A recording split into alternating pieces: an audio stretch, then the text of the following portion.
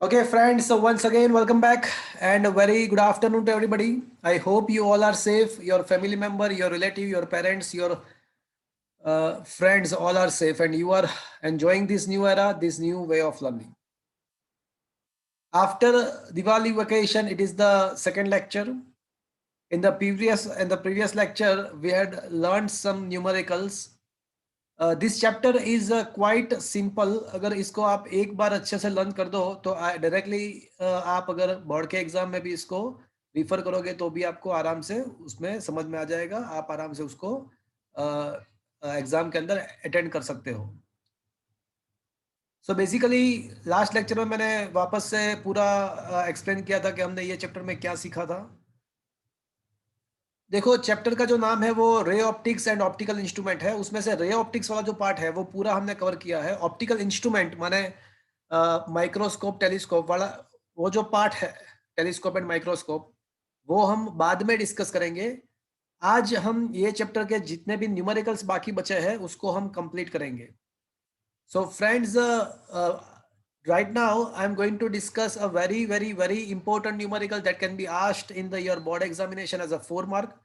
Prism के जो theory थे उसके बेस पे न्यूमेरिकल बाकी है अभी करने का.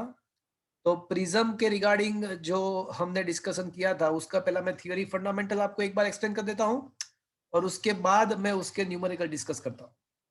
तो फ्रेंड्स, एक बार वापस से हम याद कर लेते हैं कि प्रिज्म में हमने क्या डिस्कस किया था. किसी को प्रिज्म इक्वेशन पता है?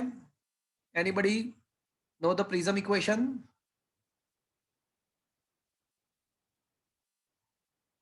याद है किसी को प्रिज्म इक्वेशन?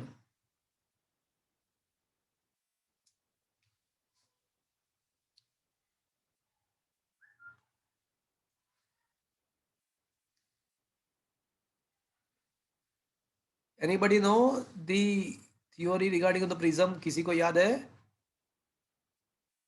नोबडी? किसी को प्रिज्म इक्वेशन याद नहीं है? फ्रेंड्स, आप कुछ लर्न करते हो या नहीं हो? You should revise the lecture. मैं आपको लेक्चर खत्म होने के बाद मैं आपको उसका वीडियो लेक्चर का लिंक भी भेजता हूं. तो आपको क्या करना चाहिए, अगर कहीं पे डाउट है, कहीं पे सीखना बाकी है, अगर लेक्चर मिस किया है तो उसको आपको लर्न करना चाहिए, वापस से एक बार रिफर करना चाहिए. देखो, ये प्रिज्म है. This is the A B C. Actually prism is a 3 dimensional thing, but मैंने उसको आपको 2D में बताया हुआ है. ये जो रे है, दिस इज अ था incident. I plus R is equal to deviation plus A. आपकी आवाज क्लियर नहीं आ रही है. सर जस्ट ऐसा कुछ था, I plus R is equal to A plus D. Okay. Okay, तो या वो I plus E is equal to A plus D भी कह सकते हो, उसको डेल्टा भी कह सकते हो. बट वो डी या डेल्टा जो था वो क्या था, किसी को याद है?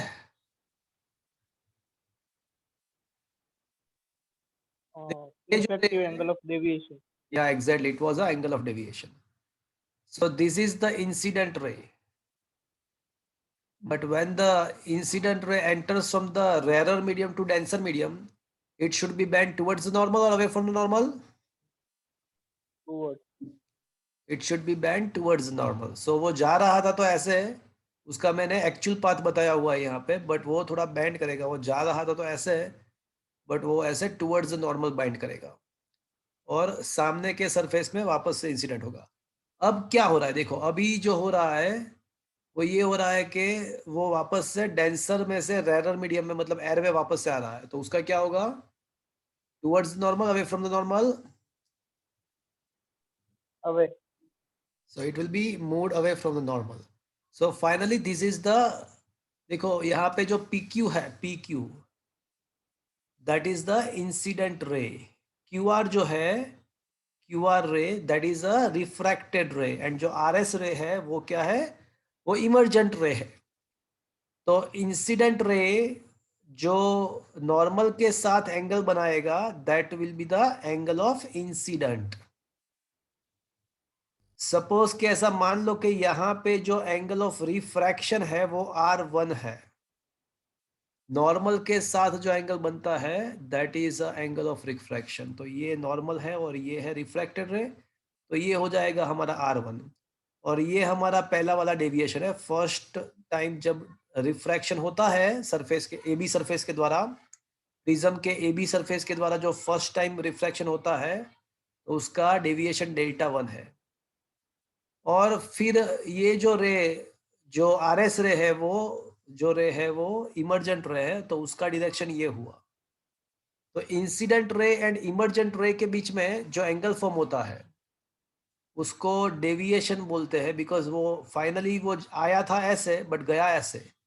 इसका मतलब कि इन दोनों के बीच में जो भी एंगल फॉर्म होगा that will be our angle of deviation. तो यहाँ पे जो एंगल फॉर्म होगा दैट विल बी, आप डेल्टा भी कह सकते हो, कहीं कहीं पे उसको डीबी, कैपिटल डीबी बोला हुआ है। यहाँ पे मान लेंगे कि ये जो रे है, ये जो एंगल है वो R2 है और यहाँ पे जो डेविएशन है वो Δ2 है। और एंगल ऑफ इमर्जेंट, इमर्जेंट रे का नॉर्मल के साथ जो एंगल है वो angle of emergent. So that was the refraction by the prism. तो इसके अंदर हमने कुछ यहाँ पे कंक्लूजन्स डिराइव किए थे। The topic named as a refraction by prism. So the topic was a refraction by prism। तो उसमें हमने 2-3 कंक्लूजन डिराइव किए थे। नंबर 1 हमने ये प्रूव किया था कि I plus E is equals to A plus delta. उसको डेल्टा भी बोल सकते हैं, कभी कभी डी भी बोल सकते हैं। मैं उसको डेल्टा से डिनोट करता हूँ, कहीं कहीं पे डी भी लिखा हुआ होता है। And that was a prism equation.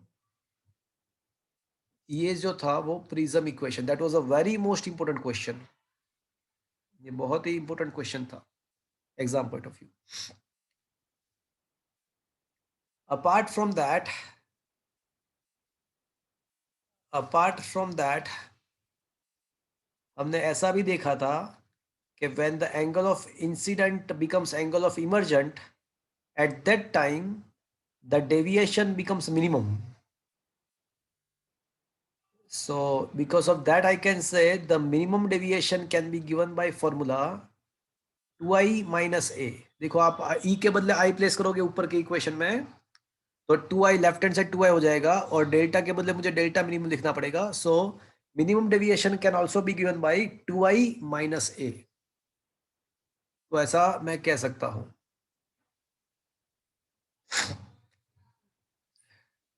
हमने ये भी प्रूव किया था कि refractive index of a prism, refractive index of prism, उसका फॉर्मूला हमने डिराइव किया था eta2 by eta1 that is equals to eta21। so eta21 that is equals to eta2 by eta1। किसी को याद है what was that formula? anybody knows the formula? the formula was, sin I upon sin R। हाँ बराबर है, sin I upon sin R। Very good, sin I upon sin I, very good। but sin I can be written as a delta minimum plus a divided by 2 and R can be written as a, if you remember that was a by 2। आपको ये याद होगा कि for delta is equals to delta minimum at that time R1 equals to R2 and that was equals to a by 2 because R1 plus R2 जो होता है ना वो always prism angle जितना होता है। So these are the all fundamental correspondent to the refraction by the prism। ये prism के रिफ्रैक्शन के रिगार्डिंग जो है वो सारा कंसेप्ट है।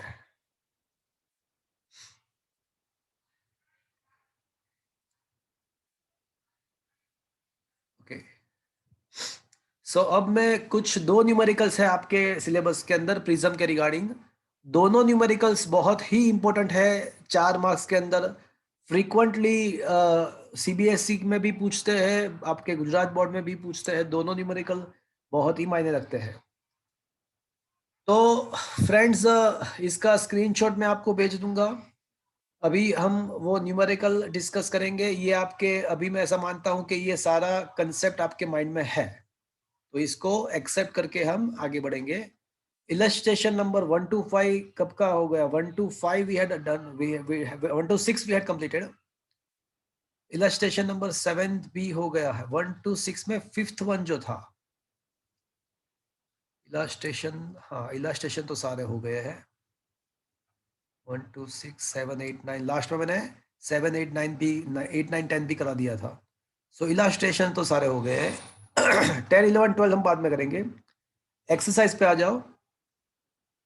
एक्सरसाइज का जो क्वेश्चन नंबर 6 है वो बाकी है, वो प्रिज्म के बेस पे है। तो देखते हैं क्या लिखा है क्वेश्चन नंबर 6 के अंदर। तो क्या क्वेश्चन नंबर 6 का आपके मोबाइल के स्क्रीन पे आपको दिख रहा है? Yes sir. तो देखो, एक बहुत ही अच्छी चीज है कि जो angle of minimum angle of deviation जो है, minimum angle of deviation that is depend on the refractive index of the medium in which the prism is placed.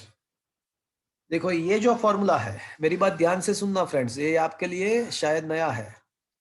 ये जो फॉर्मूला है eta2 by eta1 is equals to sin a plus delta minimum by 2 upon sin a by 2.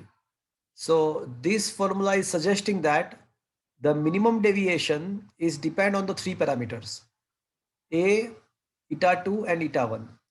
तो ये जो minimum deviation angle है वो तीन चीज के ऊपर डिपेंडेंट है। प्रिज्म के ऊपर डिपेंडेंट है, प्रिज्म के रिफ्रैक्टिव इंडेक्स के ऊपर डिपेंडेंट है, एंड प्रिज्म जो मीडियम में रखा हुआ है, जिस मीडियम के अंदर प्रिज्म रखा हुआ है वो इसके ऊपर भी डिपेंडेंट है। अगर आप मीडियम चेंज करोगे तो भी मिनिमम एंगल ऑफ डेविएशन जो है वो चेंज हो जाएगा। अगर आप मीडियम चेंज करोगे तो मिनिमम एंगल ऑफ डेविएशन जो प्रिज्म का है वो चेंज हो जाएगा। And the question number 6 is based on the same thing. देखो क्या लिखा है, लिखा ये है कि a prism is made of glass of unknown refractive index. पता नहीं है उसका रिफ्रैक्टिव इंडेक्स क्या है। A parallel beam of light is incident on the face of the prism. The angle of minimum deviation is measured to be 40 degree. देखो कुछ लिखा नहीं है तो हम ऐसा मान के चलेंगे कि रे कहां से, कौन से मीडियम में इंसिडेंट हो रहा है, कौन से मीडियम से प्रिज्म में इंसिडेंट हो रहा है? एयर। एयर में से इंसिडेंट हो रहा है। तो जब प्रिज्म के आसपास का मीडियम अगर एयर है तो उसका मिनिमम डेविएशन जो एंगल है वो 40 डिग्री है। अब क्वेश्चन क्या पूछा है? अब क्वेश्चन ये पूछा है what is the refractive index of the material of the prism. Prism का मुझे रिफ्रैक्टिव इंडेक्स निकालना है। और दूसरा ये पूछा हुआ है कि the refractive angle of the prism is 60। Okay, refractive angle का मतलब प्रिज्म एंगल 60 डिग्री है। तो अब क्या है, if the prism is placed in the water having refractive index 1.33 then predict the new angle of minimum deviation. तो air के लिए हमको मिनिमम एंगल ऑफ डेविएशन दिया हुआ है और फिर बोला है कि भाई अगर प्रिज्म को हम वाटर के अंदर डाल देते हैं तो अब नया एंगल ऑफ डेविएशन क्या होगा, मिनिमम एंगल ऑफ डेविएशन क्या होगा। तो एक काम करते हैं, पहले केस 1 अप्लाई करते हैं। केस 1 मतलब अब अभी केस 1 में प्रिज्म कहां पे ऐसा मान के चलेंगे? केस 1 हम कंसीडर करेंगे, उसमें प्रिज्म कहां पे ऐसा मान के चलेंगे? बोलो। अभी प्रिज्म एयर के अंदर है ऐसा हम मान के चलेंगे। ओके, तो मुझे है ना प्रिज्म का रिफ्रैक्टिव इंडेक्स फाइंड करना है। eta1 में क्या लूं, कोई बताएगा मुझे? eta1 में क्या लूं?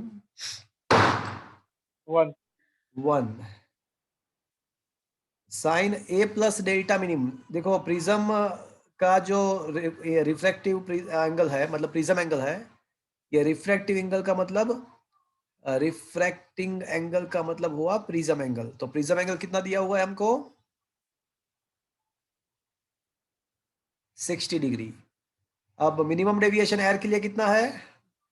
What is the minimum deviation in the case of air? 40। Sir हाँ बोलो। સર આ મિનિમમ અને મેક્સિમમ ટર્મ્સ કેમ આવે? એક્ઝેક્ટ ડેવિએશન ના આવે? देखो ऐसा था, आप भूल गए एक फंडामेंटल। हमने एक एक्सपेरिमेंट किया था, हमने एक एक्सपेरिमेंट ये किया था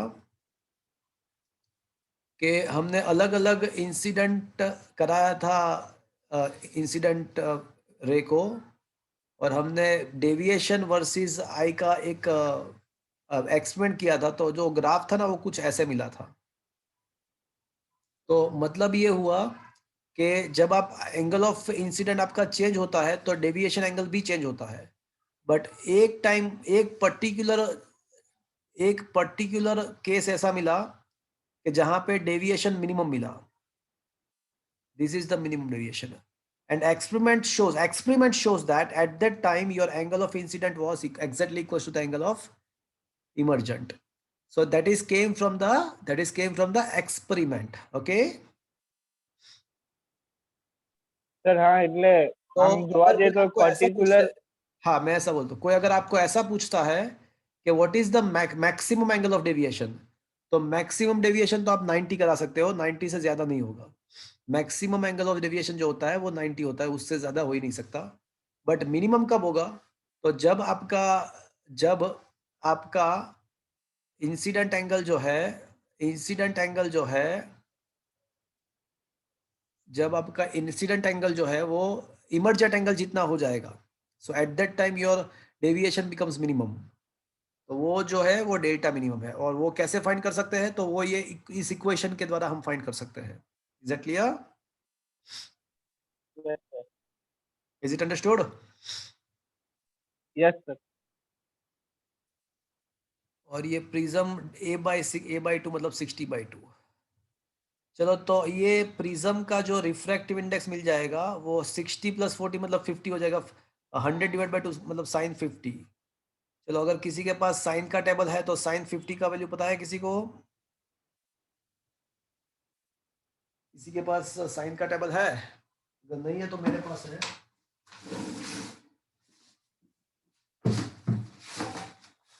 okay, so here I have, so sine 50 का जो वैल्यू है ना, ये रहा मेरे पास साइन का टेबल है। तो ये रहा, ये साइन 50 का वैल्यू 0.7660 है। तो ये आपका हो जाएगा 0.7660 डिवाइड बाई 0.5। साइन 30 तो 0.5 पता है। चलो, ये 0.677660 को डबल कर दो, इंटू 2 करो, तो आपको प्रिज्म का रिफ्रैक्टिव इंडेक्स मिल जाएगा। देखो तो कितना मिलता है। इसका डबल करो, कैलकुलेशन है, कैलकुलेटर है भैया आपके पास? इसका डबल कर दो, 0.7660 into 2।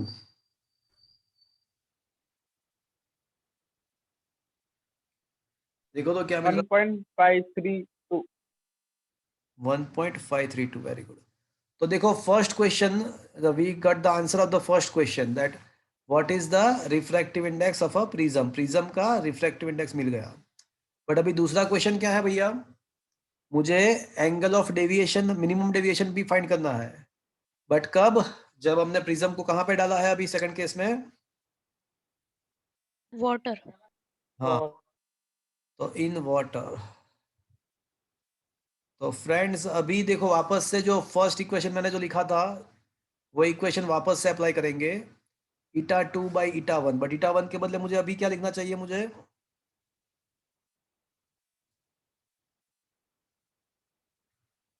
Sign a plus delta minimum dash by 2 upon sine a/2।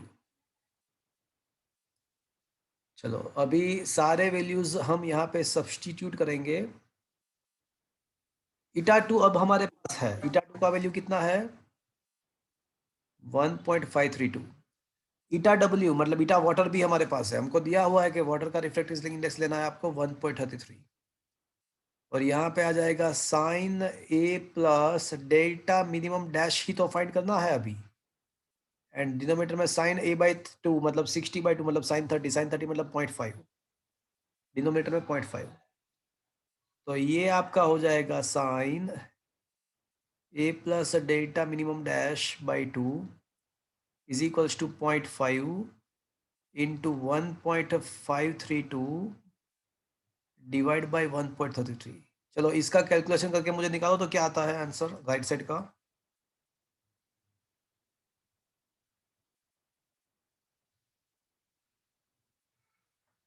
चलो कोई बताएगा what is the answer. 0.5 into 1.532 upon 1.33। So what is the answer? 0.5759 क्या आ रहा है लाउडली? 0.5759 0.5759। अच्छा, अब मुझे ये पता करना पड़ेगा कि ये 0.5759 पे साइन का एंगल कितना होगा। तो वापस से मुझे साइन देखना पड़ेगा, ये 0.5759 के लिए साइन का एंगल कितना है। तो 0.5759, तो अगर मैं 0.57 यहाँ पे 59, तो ये 35 degree 6 plus two 8, 35 degree 8 minute ऐसा कुछ मिल रहा है मुझे। 35 डिग्री कुछ मुझे मिल रहा है। तो ये एंगल जो है, angle is a plus a delta minimum dash by 2, that angle must be a 35 degree 8 minutes. अगर ये 0.5759 आ रहा है तो that should be the angle. अब फ्रेंड्स इसका मतलब ऐसा हुआ कि a plus delta minimum dash is equal to, इसका डबल कर दो तो 70 डिग्री 16 मिनट्स। अब a का वैल्यू तो 60 डिग्री ऑलरेडी है। तो अब हमारा जो angle of new angle of deviation जो होगा वो कितना होगा भैया। ये डेल्टा मिनिमम डैश 70 डिग्री में से अगर 60 को सब्ट्रैक्ट कर दे तो 10 डिग्री बचेगा, 10 degree 16 minute something. So that is the angle of deviation, angle of minimum deviation in the case of water when we placed a prism inside the water. तो क्या ये न्यूमेरिकल समझ में आया भैया? Yes sir. ओके, सो देख लेते हैं, सेम मेथड ही है। देखो पहले ईटा ग्लास फाइंड कर दिया है, उसके बाद सारे वैल्यू सब्स्टिट्यूट किया तो अप्रोक्सीमेटली देखो सेम ही आंसर आ रहा है। 10 डिग्री मेरा था 16 मिनट्स, यहाँ पे 19 मिनट्स आ रहा है। That is almost similar. Okay, is it understood friends? Yes sir. चलो ये क्वेश्चन एक बाकी था, आईएमपी क्वेश्चन था, 6 question that we had learned with 7th 8th 9th 10th तक करवा दिया है मैंने। 11 to 14 क्वेश्चन जो है वो अभी हम नहीं कर रहे हैं, वो हम लास्ट में करेंगे। 11 to 14 वो आपके गुजरात बोर्ड में से अभी निकल गया है। 15th मैं आज कराने वाला हूँ, बट उसके पहले एक प्रिज्म का क्वेश्चन मुझे कराना है। 16 मैंने करा दिया है, 17 भी करा दिया है। अब क्वेश्चन नंबर 18 मैंने होमवर्क में ऑलरेडी होमवर्क में दिया हुआ है। अब आपको आना है क्वेश्चन नंबर 19 मैंने लास्ट टाइम आई थिंक कराया था, या नहीं कराया तो मैं आज करा दूंगा। 20 तो करा दिया था लास्ट टाइम। और आपको आना है 21 नहीं,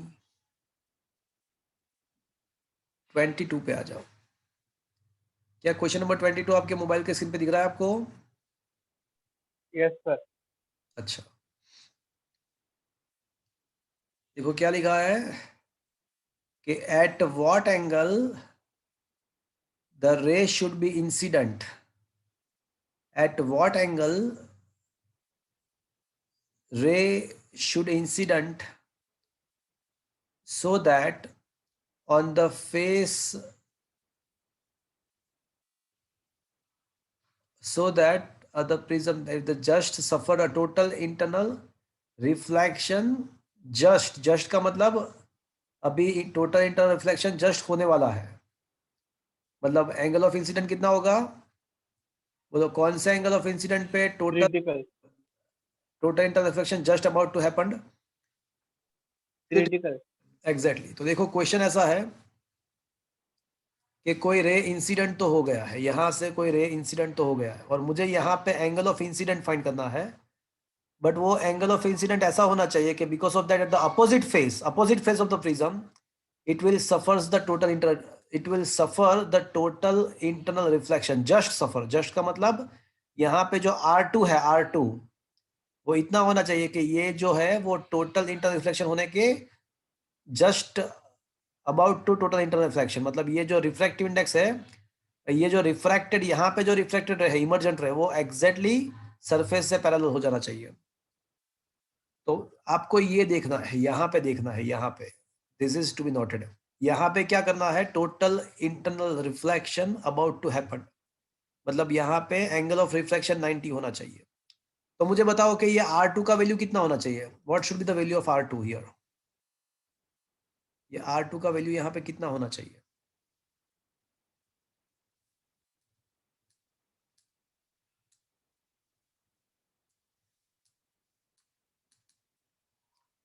what should be the value of R2?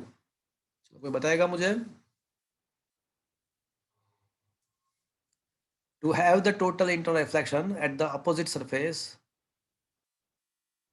to have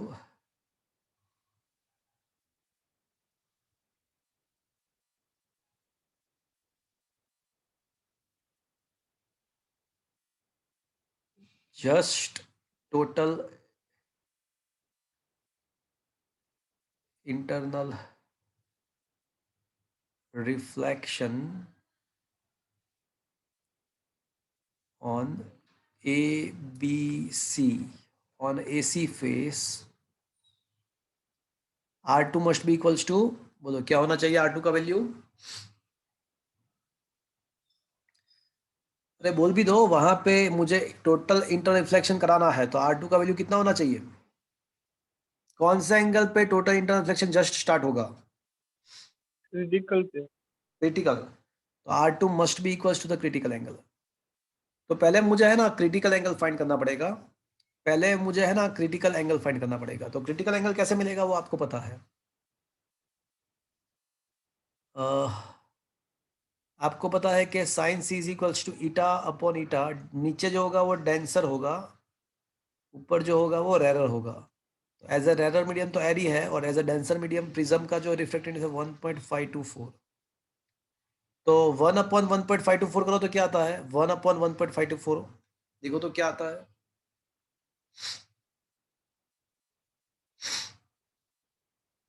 0.656 0.656। 656। अच्छा, अब 0.0656 के लिए मुझे देखना पड़ेगा कि कौन सा एंगल है।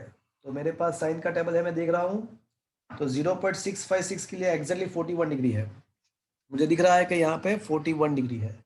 0.656 अगर आपने बोला तो 41 डिग्री एग्जैक्ट है। चलो, अब मुझे ये तो पता चल गया कि ये जो R2 का जो वैल्यू है ना, that must be 41 degree. But मेरा काम क्या है, मुझे करना क्या है, I want to find the incident angle. At what angle should the ray of the light be incident on the face of the prism of a refractive index of a prism of a refractive angle 60 degrees, so that just suffers the total internal reflection on the other face. देखो, मुझे ये तो पता चल गया कि जो R2 का वैल्यू है that must be equals to a 41 degree. That should be equals to C, and C is a 41. Now you know that R1 plus R2, R1 plus R2 क्या होता है, कोई बताएगा मुझे? That is a A. तो R1 plus 41 degree is equals to, can I say 60 degree, because prism का जो angle है वो 60 दिया हुआ है। तो R1 का वैल्यू कितना होना चाहिए भैया? 90 डिग्री।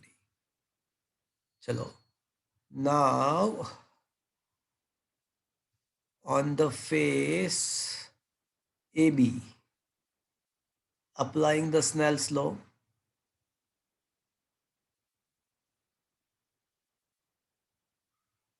चलो तो क्या लिखना चाहिए मुझे, eta1 sin theta1, theta1 we wants to find is equals to eta2 sin R1।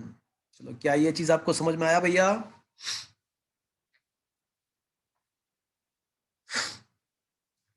ये बात समझ में आया, यस और no? Yes sir. Yes. Theta 1 will be a 1, sine theta one ही तो फाइंड करना है मुझे, एंगल ऑफ इंसिडेंट ही तो फाइंड करना है। Theta 2 that is a prism refractive index 1.524 and sine 19 degree. अब साइन 19 डिग्री का वैल्यू मुझे साइन के टेबल में दिखना पड़ेगा, तो दैट इज 0.3256। तो sine theta 1 is equals to 1.524 into 0.3256, 0.3256 right. So 0.3256 into 1.524 करो तो कितना आता है देखो तो, 0.524 इंटू 1.524 इंटू 0.3256 करो तो कितना आता है? 0.4962। अच्छा, अब 0.4962 के लिए कौन सा एंगल है वो देखना पड़ेगा टेबल के ऊपर से। 4962 अब टेबल देखते हैं, तो साइन का जो टेबल है वहां पे 0.4962 कहाँ पे आता है? तो मैंने देखा तो मुझे पता चला कि it is at the 29 degree and 29 something, 29 पे 4955 आता है कहीं पे, और उसमें मैं 8 ऐड करूँ तो 60 हो जाएगा, तो मतलब 3, अच्छा तो 42 एंड 3, अच्छा तो ये हो जाएगा, टेबल के ऊपर से पता चलेगा ये 29 डिग्री 45 मिनट्स समथिंग होगा ये। सो that is the answer approximately. देखो ये जो मिनट होते हैं ना, 44 मिनट लिखो तो भी चलेगा, 42 मिनट्स लिखो तो भी चलेगा, प्लस और माइनस 10 मिनट्स वेरिएशन चलेगा, उसमें कोई दिक्कत नहीं है। तो एग्जैक्ट 29 डिग्री 45 के बदले 42 भी हो सकता है आंसर में, तो चलेगा, उसमें कोई दिक्कत नहीं है। बट ये पता चला फ्रेंड्स कैसे क्वेश्चन करना है आपको। Yes sir. तो ये दोनों क्वेश्चन जो है वो प्रिज्म के बेस पे दोनों पूछते हैं, फ्रीक्वेंटली बार बार पूछते हैं। तो फ्रेंड्स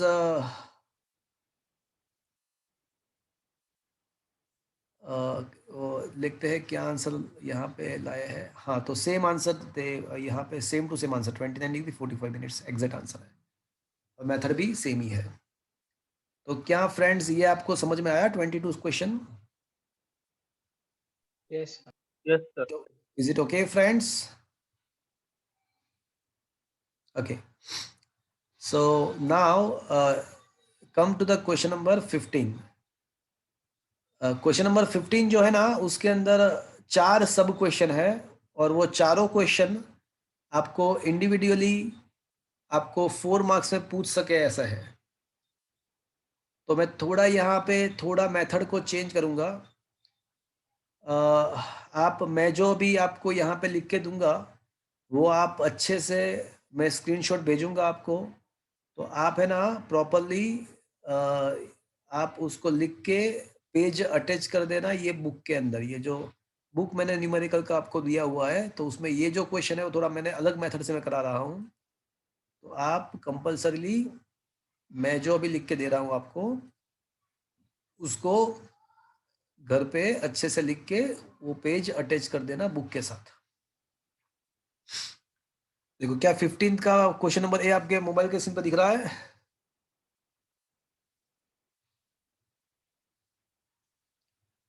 यस और नो दिख रहा है? Yes, sir. Yes, चलो क्या लिखा हुआ है? An object placed between the f and 2f of a concave mirror produces the real image beyond 2f। देखो मुझे दो चीज प्रूव करनी है।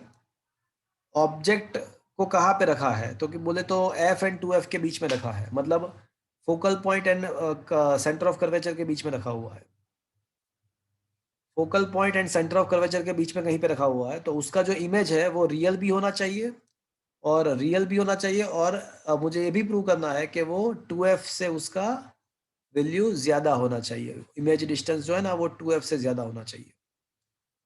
कोई बात नहीं, चलो हम स्टार्ट करेंगे। देखो लिखा हुआ है उन लोगों ने, क्या लिखा हुआ है, using what, using the mirror equation. तो ऑब्वियसली हम क्या कहाँ से स्टार्ट करेंगे, कहाँ से स्टार्ट करेंगे बोलो?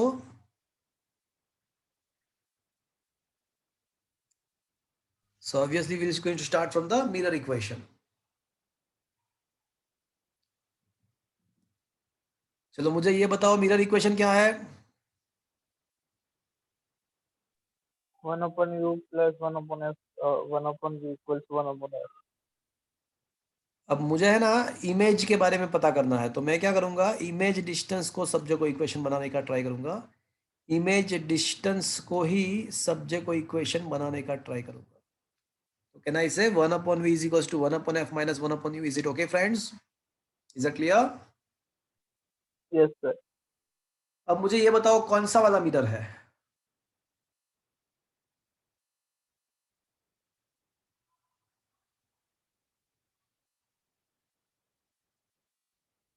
तो क्वेश्चन Concave. है कि कॉनकेव मिरर है, तो कॉनकेव मिरर के लिए फोकल लेंथ पॉजिटिव होता है या नेगेटिव होता है? बोलो, कॉनकेव मिरर के लिए फोकल लेंथ पॉजिटिव होता है या नेगेटिव होता है? Negative. नेगेटिव होता है। तो एफ अगर नेगेटिव है तो कहना इसे minus F is a positive.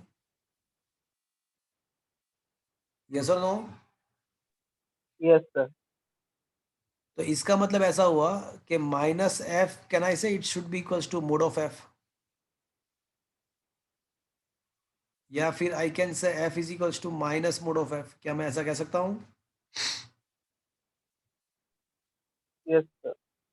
चलो, and object distance is always, and object distance u is always negative. तो ऑब्जेक्ट डिस्टेंस नेगेटिव है, तो अभी जो मैंने डिस्कशन किया इसके हिसाब से कह सकता हूं कि u के बदले अगर मुझे लिखना हो तो मैं क्या लिख सकता हूं? Minus of mode u। क्या ये चीज आपको समझ में आया?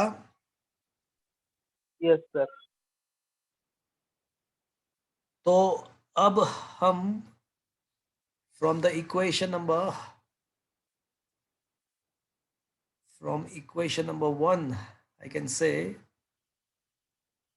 That 1 upon v is equals to f के बदले अगर मुझे लिखना है तो f को हम रिप्लेस करेंगे माइनस मोड ऑफ f के द्वारा, और u को रिप्लेस करेंगे 1 upon u को रिप्लेस करेंगे माइनस मोड u। बट यहाँ पे भी माइनस, यहाँ पे दो बार माइनस, तो that should be a minus minus got a positive. Is that clear to you? So finally 1 upon v क्या हो जाएगा? तो बोले 1 upon u minus 1 upon f हो जाएगा। चलो यहां तक समझ में आया? Is it understood till now? Yes, sir. Yes sir. Now given that हमको ऐसा दिया गया है कि ऑब्जेक्ट को कहां पे रखा हुआ है?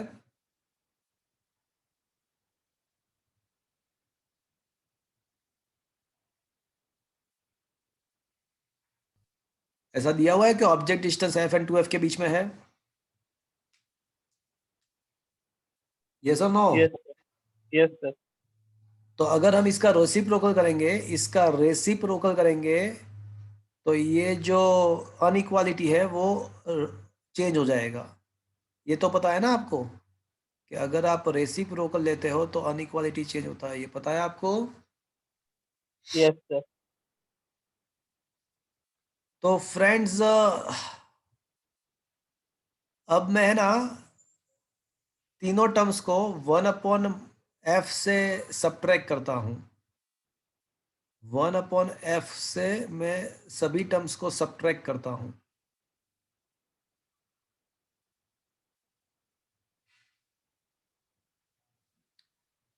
तो ये 1 upon F minus 1 upon f तो जीरो हो जाएगा, तो ये हो जाएगा जीरो। अब मुझे ये बताओ कि 1 upon u minus 1 upon f, तो ये तो क्या है? Mod of 1 upon mod u minus 1 upon mod f तो क्या है? 1 upon v. ये क्या है? That is a 1 upon v. कहां से आया? So that is from equation number 2। Is that clear friends?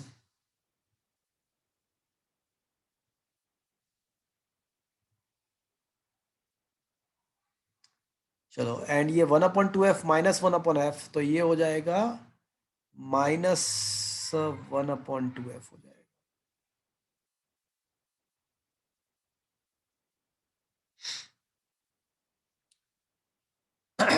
देखो अब एक चीज यहां पे कंफर्म्ड है कि 0 इज ग्रेटर देन 1/v। इसका मतलब क्या हुआ? इसका मतलब 1/v negative. 1/v is less than 0, तो वो नेगेटिव है। तो अगर 1/v नेगेटिव है तो v का वैल्यू भी क्या होगा? नेगेटिव। नेगेटिव ही होना चाहिए। अगर 1/v नेगेटिव है तो v भी नेगेटिव ही होना चाहिए। मतलब ये हुआ, चलो सोचो कि अगर v नेगेटिव है तो मतलब ये जो इमेज फॉर्म होगा वो मिरर के फ्रंट साइड होगा या बैक साइड होगा? v नेगेटिव मिला तो इमेज फ्रंट। वो फ्रंट साइड फॉर्म होगा या बैक साइड होगा? Front. As a v is negative, so image will form in front of mirror, and hence it is a real. real. Is that clear, friends? चलो, क्या ये चीज आपको समझ में आया? तो इमेज जो है यस। रियल है ये तो प्रूव हो गया, इमेज जो है वो रियल है ऐसा तो प्रूव हो गया। अब दूसरा ये प्रूव करेंगे हम। अब देखो ये पार्ट तो क्लियर हो गया, अब ये पार्ट देखो। अब ये देखो कि 1/v जो है is greater than -1/2f। now v itself is a negative, v negative है तो पता चल गया। तो अगर v के बदले अगर आपको मोड v लिखना है, मोड v, तो आप क्या करोगे? नेगेटिव ऑफ मोड v लिखोगे। तो v के बदले मैं लिखूंगा negative of mode v is greater then -1/2f। अगर ये नेगेटिव आपको निकाल देना है, नेगेटिव दोनों साइड से नेगेटिव निकालना है, तो आपको वापस से अनइक्वालिटी को चेंज करना पड़ेगा। अगर नेगेटिव को आपको निकाल देना है तो आपको अनइक्वालिटी को चेंज करना पड़ेगा। तो ये हो जाएगा, ये तो पता है ना आपको, अगर नेगेटिव निकालना है तो अनइक्वालिटी चेंज करना पड़ेगा। देखो मैं आपको बताऊं, -3 इज लेस देन -2, ऑब्वियसली -3 जो होता है वो -2 से लेस देन है। बट ये नेगेटिव निकालना है तो 3 विल बी ग्रेटर देन 2 हो जाएगा। Is that clear, friends? Yes sir. अब तो इसका क्लियर मीनिंग ये है कि अगर मैं रेसिप्रोकल करूंगा तो वापस से मुझे एक बार अनइक्वालिटी चेंज करना पड़ेगा। तो अगर मैं इसका रेसिप्रोकल करूंगा तो वापस से मुझे एक बार अनइक्वालिटी चेंज करना पड़ेगा। तो ये v ग्रेटर देन 2f मिला, इसका मतलब क्या हुआ? इसका मतलब आंसर। के image will form beyond the 2f distance. क्या ये चीज आपको समझ में आया?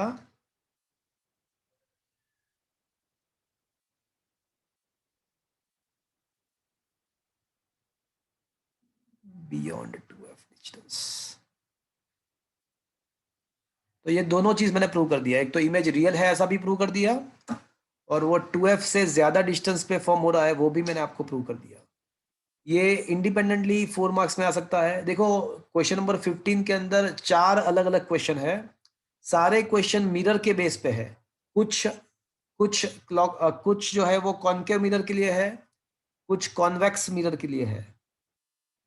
वो चारों क्वेश्चन इंडिपेंडेंटली पूछ सकते हैं 4 मार्क्स में। बट ये क्वेश्चन क्या आपको क्लियरली समझ में आया? ये फर्स्ट वन, अरे हाँ यस सर। बोल दो। Yes sir. चलो अब सेकंड क्वेश्चन पे आते हैं। यहाँ पे जो मेथड है ना वही मेथड यहाँ पे है, बट यहाँ पे जो मेथड दिया हुआ है बुक के अंदर उसमें पॉजिटिव नेगेटिव का थोड़ा प्रॉब्लम रहेगा, तो मैंने उसको मोड के फॉर्म में कन्वर्ट कर दिया, तो ये आपके लिए बहुत ही क्लियर हो जाएगा। चलो सेकंड क्वेश्चन, क्या आपके मोबाइल के स्क्रीन पे ये सेकंड क्वेश्चन दिख रहा है फ्रेंड्स? Yes sir. ओके, सो क्या है, देखो क्वेश्चन ऐसा है कि for the convex mirror prove that the image is always virtual independent of the location of the object. Object चाहे कहीं पे भी रख दो, आपका जो इमेज होगा वो ऑलवेज वर्चुअली होगा, ऐसा मुझे प्रूव करना है। Image always formed is a virtual in the case of convex mirror. But once again हम स्टार्ट कहां से करेंगे?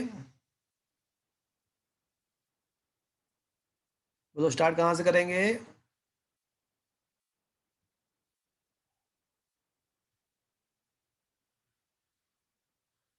Mirror formula 1/u plus 1/v is equals to 1/f।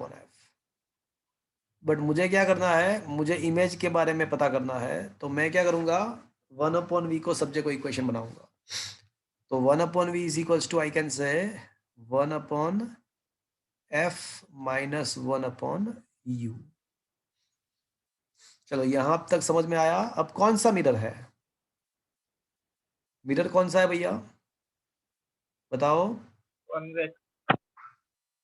तो फॉर अ कॉन्वेक्स मिरर मुझे ये बताओ कि ये जो मिरर का फोकल लेंथ पॉजिटिव होगा या नेगेटिव होगा?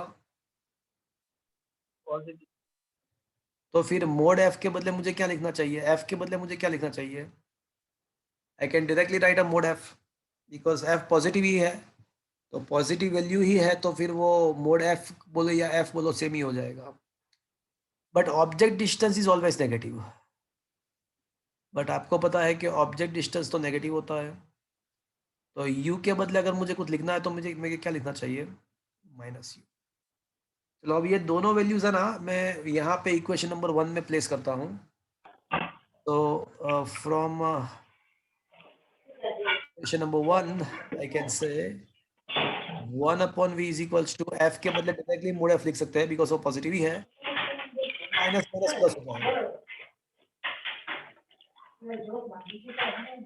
क्या ये चीज आपको समझ में आया? तो फ्रेंड्स अभी जो इक्वल्स टू के जो राइट साइड है वो दोनों टर्म कैसा हो गया? इक्वल्स टू दोनों टर्म्स कैसे हो गया? बोले मम्मी आम की नंदेश प्लीज आपका स्विच ऑन। कौन है हमारे? हाँ ओके, मुझे ये बताओ कि इक्वेशन के राइट साइड के दोनों टर्म्स कैसे हो गए? पॉजिटिव। पॉजिटिव। तो दैट इज इंडिकेटिंग दैट ये जो 1/v जो है वो मुझे पॉजिटिव मिलेगा, बिकॉज ये जो पूरा टर्म्स है वो पॉजिटिव हो गया। तो अगर 1/v पॉजिटिव है तो v भी पॉजिटिव ही होना चाहिए। अब v पॉजिटिव हुआ, इसका मतलब क्या हुआ? आपका जो इमेज होगा वो मिरर के बैक साइड फॉर्म होगा या फ्रंट साइड बैक फॉर्म होगा? Back side. हाँ, सो independent to independent to the location of object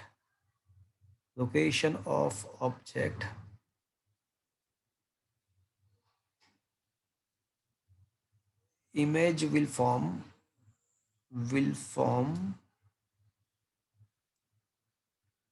back side of mirror and hence it is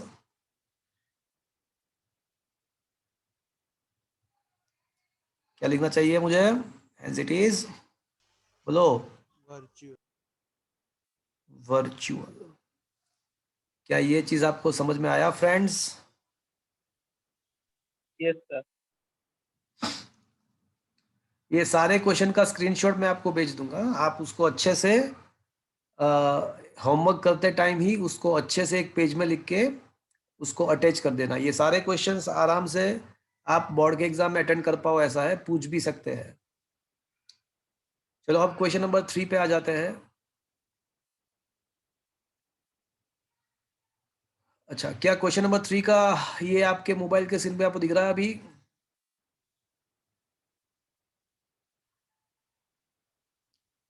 Is it visible to your mobile, in your mobile?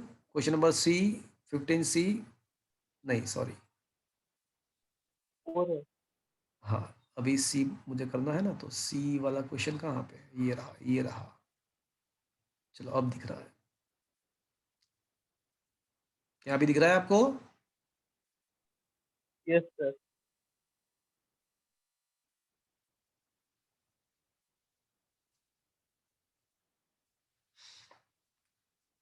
चलो पहले मुझे ये बताओ कौन सा mirror है, कॉन्वेक्स है या कॉनकेव है?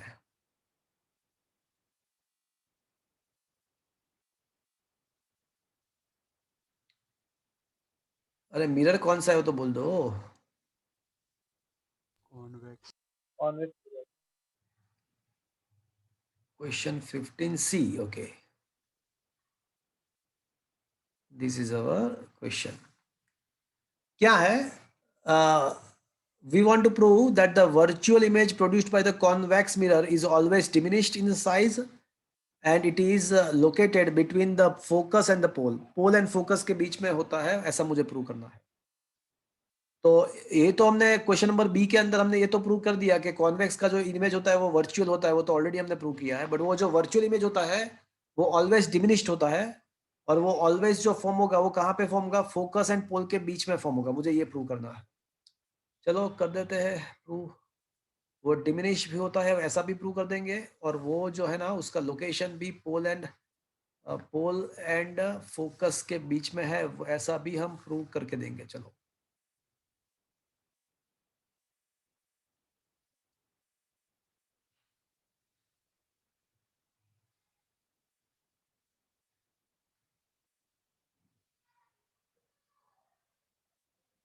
ओके।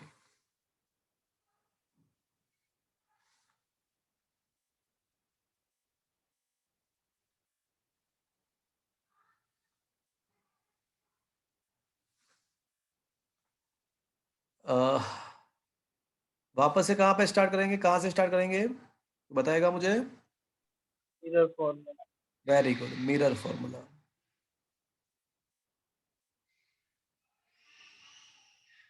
लिखेंगे 1/u plus 1/v is equals to 1/f। But हमारे लिए कौन सा काम का है? 1/v जो है वो हमारे लिए काम का है। तो 1/v इज इक्वल्स टू क्या लिखेंगे हम? 1/f minus 1/u। बट अभी किसके लिए बात चल रहा है? तो बात चल रही है कॉन्वेक्स के लिए। तो for a convex mirror f जो है ना वो पॉजिटिव होता है, तो f के बदले मैं लिख सकता हूँ मोड ऑफ f। और u तो नेगेटिव ही होता है, कोई भी मिरर ले लो। तो u के बदले मुझे क्या लिखना चाहिए? As it is a negative I should write u is equals to, बताओ क्या लिखना चाहिए? Minus mod u। चलो अब दोनों वैल्यूज ऊपर सब्स्टिट्यूट कर दो। तो 1/v इज इक्वल्स टू हो जाएगा 1/mod of f, minus minus हो जाएगा प्लस, माइनस माइनस हो जाएगा प्लस 1/mod u। चलो क्या ये चीज समझ में आया आपको? Is it okay? Yes, sir. अब मुझे ये प्रूव करना है कि वो डिमिनिश्ड है और it is located between the focus and pole, pole and focus के बीच में ही है, ऐसा मुझे प्रूव करना है। तो यहाँ पे थोड़ा और इसको सिंप्लीफाई करेंगे तो ये हो जाएगा u plus F upon mod F into mode u. तो अब v को सब्जेक्ट को इक्वेशन आप बनाओगे तो mode F mode you upon mod you plus mode F. चलो यहां तक समझ में आया आपको?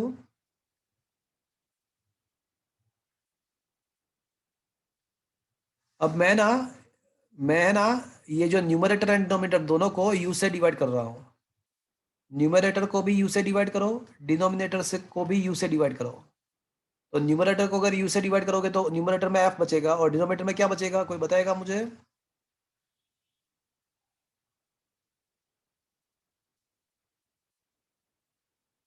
चलो क्या ये चीज समझ में आया आपको? Yes, sir.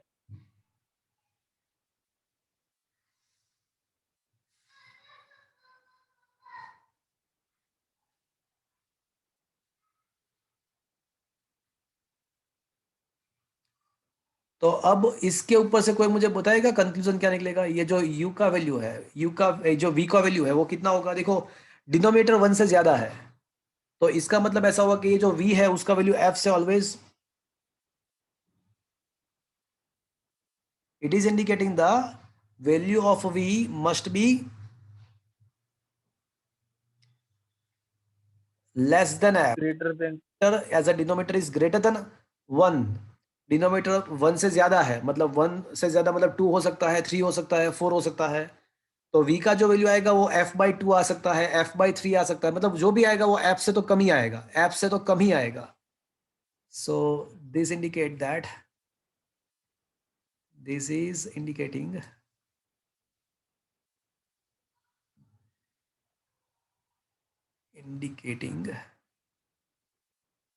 that v is always less than f।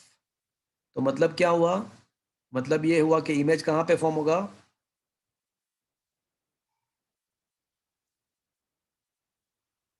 So virtual image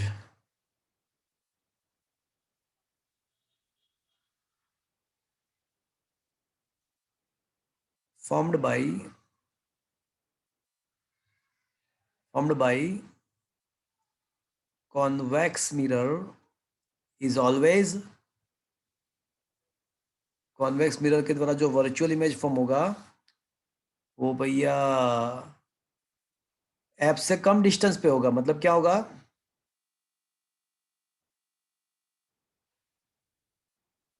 बोलो।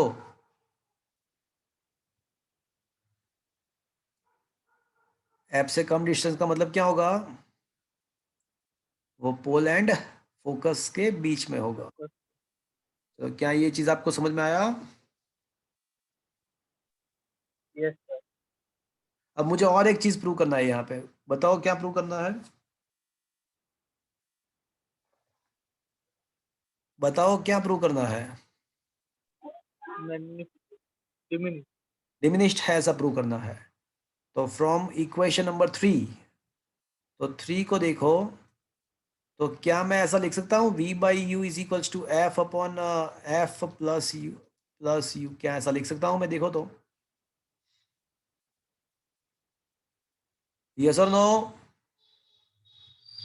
yes sir but mod u क्या है? मोड यू तो क्या है?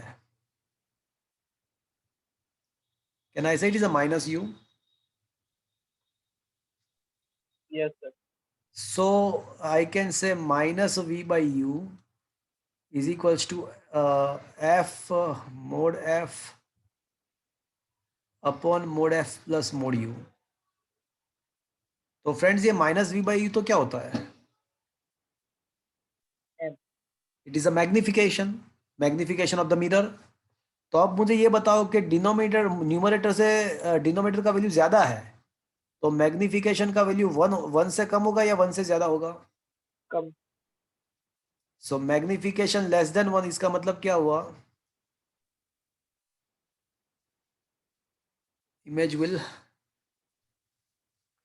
इमेज कैसा होगा बोलो?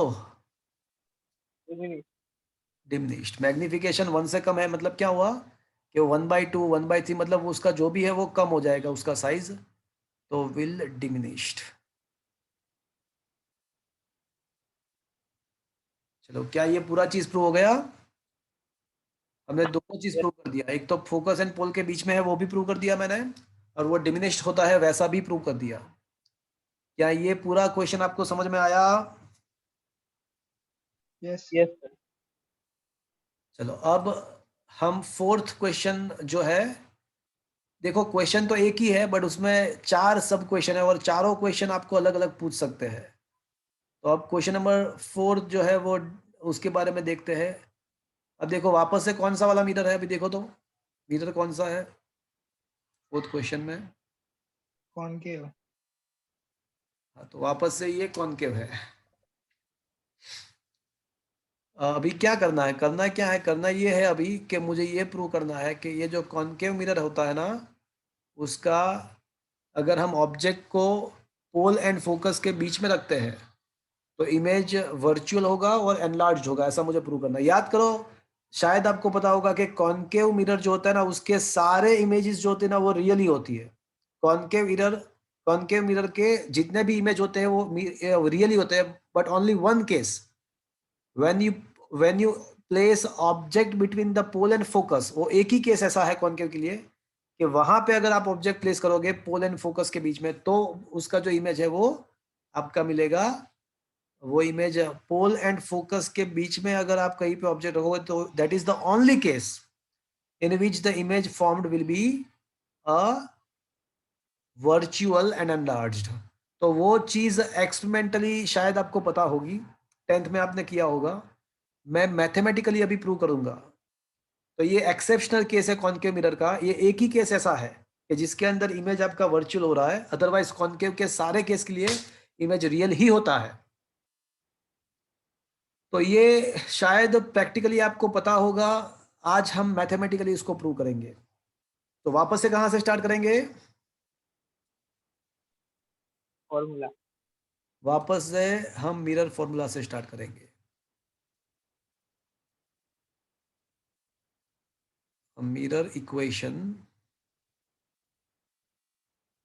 चलो वापस से 1/u plus 1/v is equals to 1/f।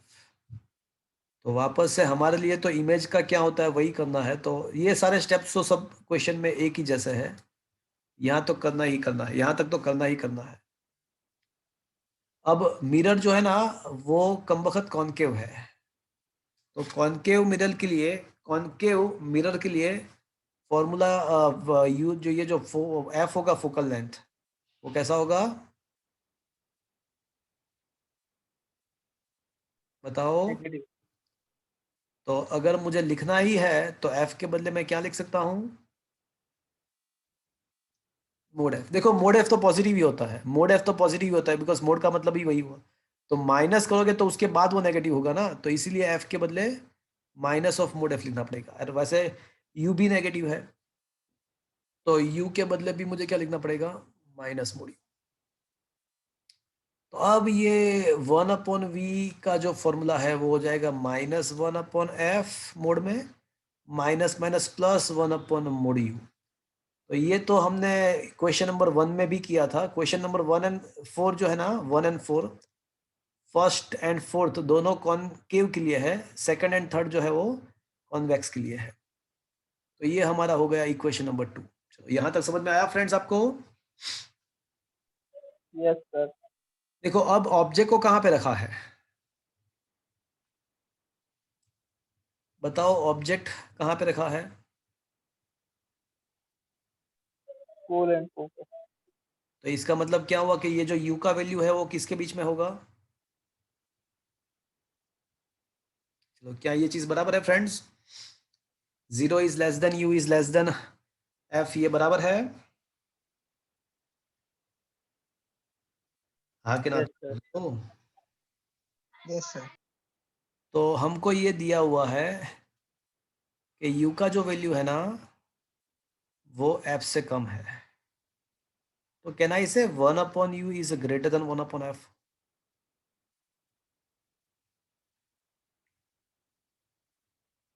Yes और no?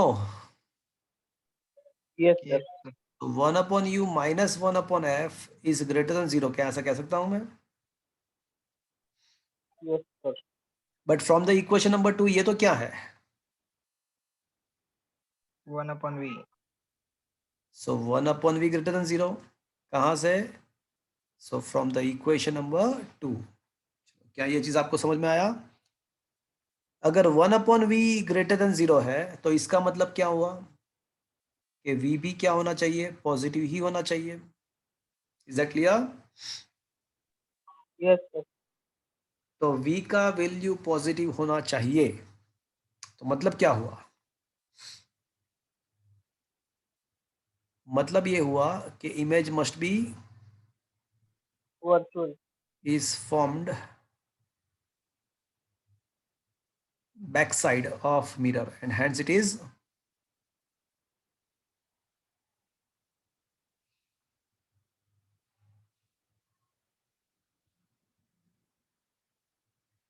and hence it is it is, बोलो क्या लिखो, वर्चुअल। वर्चुअल। चलो एक चीज प्रूव हो गई, वर्चुअल है तो प्रूव हो गया। अब मुझे और क्या प्रूव करना है, मुझे और क्या प्रूव करना है? एनलार्ज। एनलार्ज्ड है ऐसा प्रूव करना है। सो इक्वेशन 2 को फिर से देखते हैं एक बार। तो 1/v, अब यहाँ पे एलसीएम लो, तो f minus you upon u into F.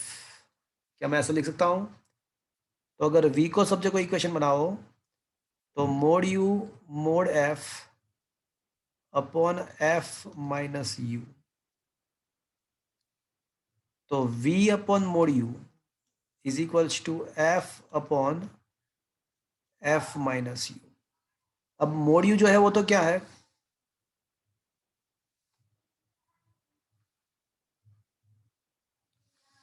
Mode u तो माइनस u है ना। तो v by minus u is equals to f upon f minus u. तो फ्रेंड्स ये तो मैग्निफिकेशन है, तो magnification is equals to f upon mod f minus u. अब देखो, आप एक देख सकते हो कि डिनोमिनेटर से न्यूमरेटर कम है या न्यूमरेटर से डिनोमिनेटर ज्यादा है या कम है? कम। कम है। तो फिर मैग्निफिकेशन का वैल्यू 1 से ज्यादा मिलेगा या कम मिलेगा? कम मिलेगा। अरे ज्यादा। डिनोमिनेटर कम है भैया, न्यूमरेटर का वैल्यू ज्यादा है, तो मैग्निफिकेशन 1 से ज्यादा मिलेगा कम मिलेगा? देखो सोचो कि न्यूमरेटर आपका 5 है और डिनोमिनेटर उससे कम मतलब 4 है, सपोज कि वो 4 है, तो इसका वैल्यू 1 से ज्यादा मिलेगा या कम मिलेगा? ज्यादा। ज्यादा मिलेगा ना। तो ये जो मैग्निफिकेशन है वो आपका ज्यादा मिलेगा 1 से। तो मैग्निफिकेशन 1 से ज्यादा मिला, इसका मतलब क्या हुआ? एनलार्ज। हाँ, hence the image is enlarged।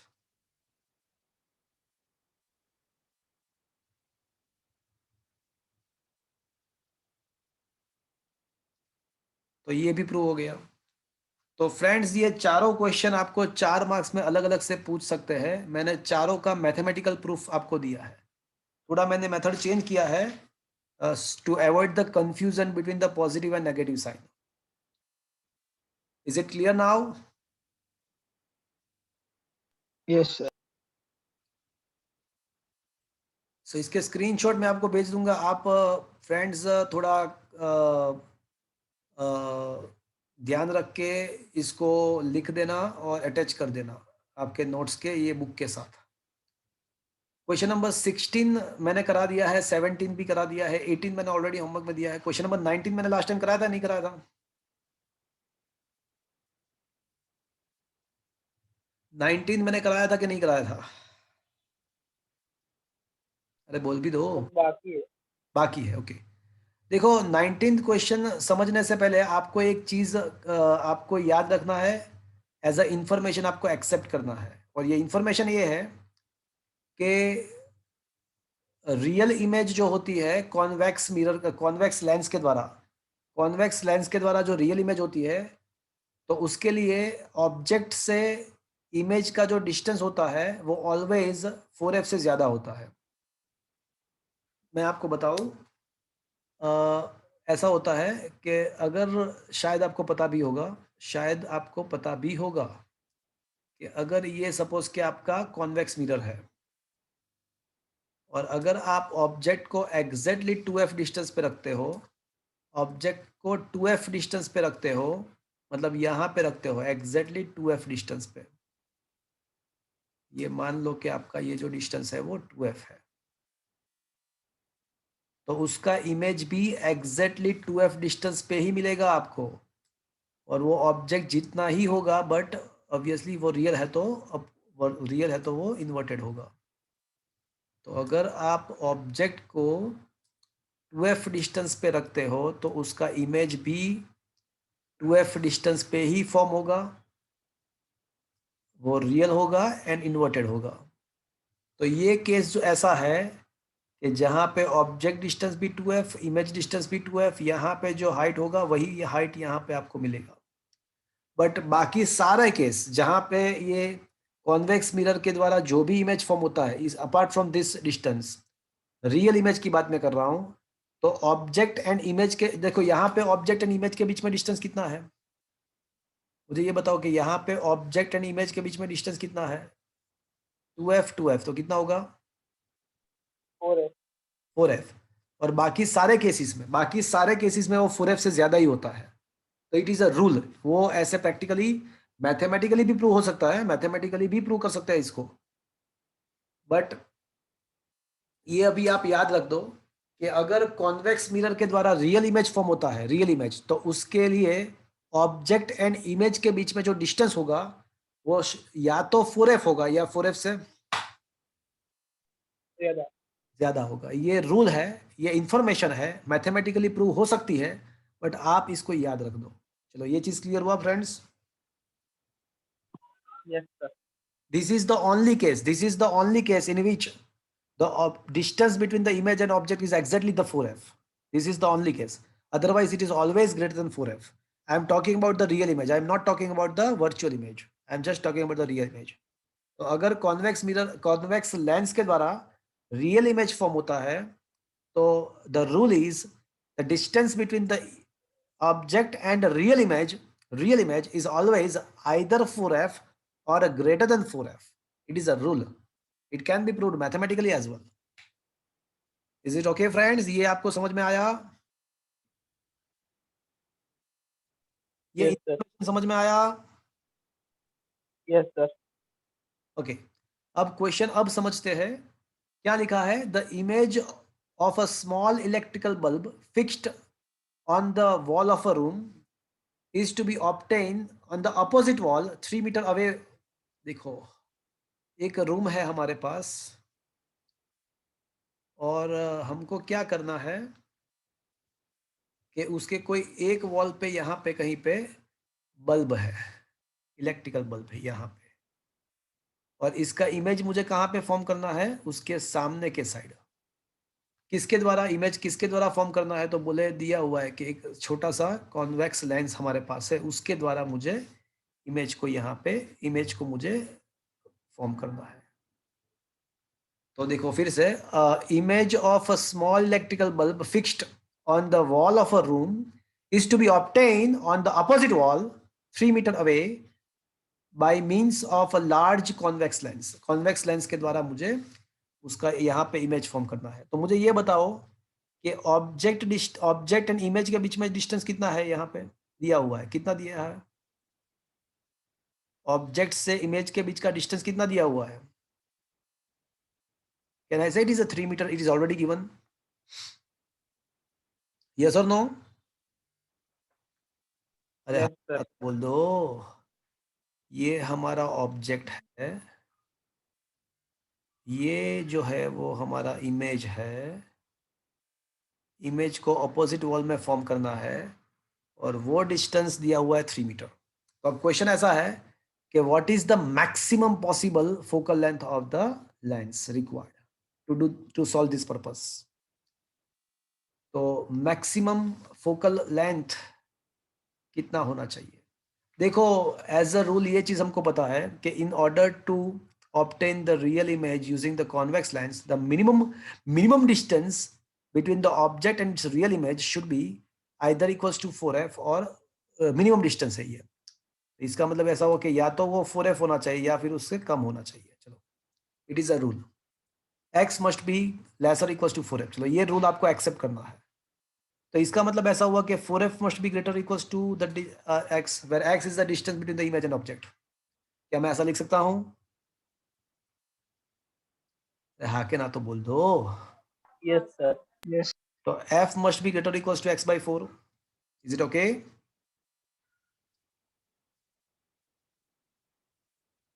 Yes, sir. देखो, मैंने गलत कर दिया। Minimum distance should be 4f। इसका मतलब क्या हुआ? या तो 4f या फिर 4f से मिनिमम डिस्टेंस 4f। तो इसका मतलब क्या हुआ कि x का वैल्यू या तो 4f होना चाहिए या फिर उससे ज्यादा होना। ज्यादा. तो 4f must be lesser equals to x, तो f must be lesser equals to x by 4। तो what is the maximum value of the f? That is equal to x by 4। क्या ये चीज आपको समझ में आया? और x का वैल्यू Yes. यहाँ पे दिया हुआ है, x का वैल्यू क्या दिया हुआ है? 3. 3 centimeter. So that is indicating that the maximum focal length of a lens that we are going to use is a 0.75 meter और 75 सेंटीमीटर। क्या ये चीज आपको समझ में आया? Yes, sir. तो फ्रेंड्स क्वेश्चन नंबर 20 मैंने लास्ट टाइम कराया था। यस और no? Yes, sir. 20 Yes. was discussed last time, right? फिर 21 मैं आपको कराऊंगा नेक्स्ट टाइम। 22 मैंने आपको अभी कराया। 22 मैंने अभी कराया। 23, 24 मैंने कराया लास्ट टाइम कि नहीं कराया? बाकी होगा। तो फ्रेंड्स नेक्स्ट लेक्चर में, मतलब फ्राइडे के लेक्चर में ये जो 3 न्यूमेरिकल बाकी है वो हम डिस्कस करेंगे। 25 के बाद जो भी न्यूमेरिकल्स है वो कैंसल, अभी स्किप करेंगे, वो कैंसल्ड है आपके कंटेंट में से। तो 25 के बाद न्यूमेरिकल्स नहीं है, तो 3 बाकी है, 23, 24, 25 एंड 21। तो ये 3-4 न्यूमेरिकल्स जो बाकी है वो नेक्स्ट टाइम, और हम नेक्स्ट टाइम कुछ MCQs भी सॉल्व करेंगे ये चैप्टर के। तो आज का सेशन मैं यहाँ पे रखता हूँ। फ्रेंड्स एक बार मेरी बात सुनो। फ्रेंड्स आपका एक ग्रांड एग्जाम है, मेगा ग्रांड एग्जाम संडे को है। संडे आपका ग्रांड एग्जाम है। मंडे को आपको 2 to 4 के बीच में, 2 to 4 के बीच में, देखो मैं आपको पेपर में आपको भेज दूंगा व्हाट्सएप के द्वारा। पेपर व्हाट्सएप के द्वारा मैं आपको भेज दूंगा। आपको एग्जाम लिख के देना है, पेपर को सबमिट कराना है ऑफिस में। संडे आपको पेपर मिल जाएगा हमारे एप्लीकेशन में या व्हाट्सएप में। आपको वो डाउनलोड करके आपको आंसर लिख के ऑफिस पे मंडे को 2 to 4 के बीच में वो सबमिट करना है पेपर। चैप्टर नंबर 1 to 9 की बात कर रहा हूँ मैं। संडे का आपका एग्जाम है। सेकेंड थिंग फ्रेंड्स, हमारे JEE के लेक्चर्स भी कंटिन्यू है। कल संतोष सर का लेक्चर था, मैंने आपको बताया था, तो भी बहुत कम बच्चे, 1-2 बच्चे ही अटेंड करे थे। तो don't miss any JEE NEET lecture. मेरा लेक्चर सैटरडे का है, वो एज पर द शेड्यूल है। फ्राइडे का लेक्चर भी मेरा, यो बोर्ड का lecture as per the schedule है। So don't miss the JEE NEET sessions. Friday मेरा lecture as per the schedule है। सैटरडे मेरा लेक्चर जो होगा वो JEE का होगा। संडे आपका ग्रांड एग्जाम है, 1 to 9 चैप्टर कंपलसरी आपको देना है। मंडे को पेपर सबमिट कराना है ऑफिस में। So friends don't miss the lectures and all the sessions please. आज का सेशन मैं अभी खत्म कर रहा हूँ। किसी को कुछ पूछना है?